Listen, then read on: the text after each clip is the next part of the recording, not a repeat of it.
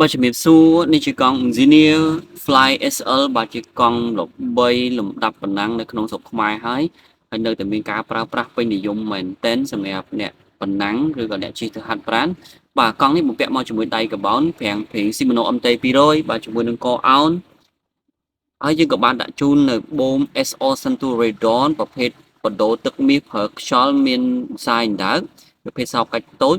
បាទហើយក៏បំពាក់មកជាមួយនឹងខ្នង cruiser tubeless ជាមួយនឹងដុំមុខក្រោយ cruiser ដូចគ្នាជាមួយនឹងសវក Victoria Bazzo រង្វង់29គុណ2.25របស់អ៊ីតាលី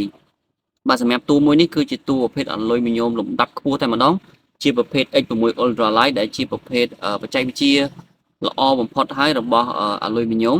បាទហើយសម្រាប់ការប្រើរបស់យើងគឺមិនមានតំណទឹកផ្សារទេដោយសារលក់ដាច់ពេកយើងនៅសល់តែ size S ទេសម្រាប់អ្នក1.70 ម៉ែត្រចុះមកក្រោមគឺអាចជិះកង់មួយនេះបានដែលបំពាក់ជាមួយនឹងគ្រឿង Shimano 12លេខតែម្ដងបាទជាមួយនឹងជង្គង់ Orchigo បាទហើយនេះជាចង្វាក់ lip ដែលចុចប្រភេទ Shimano Dire តែម្ដងបាទខ្នងបើសិនជាបងប្អូនចង់ប្រើសបក tubeless ក៏អាចប្រើបានដែរសម្រាប់កែបគឺយើងប្រើកែបបែប sport ប្រណិតតែម្ដងទៅលើការប្រើប្រាស់ជិះគឺស្រួលហើយ speed លឿនតែម្ដងបាទកង់នេះនឹងល្អផាសុកភាពខ្ពស់ជាមួយនឹងបទពិសោធន៍ថ្មីជាមួយនឹងការជិះកង់បាទសូមជួបជាមួយនឹង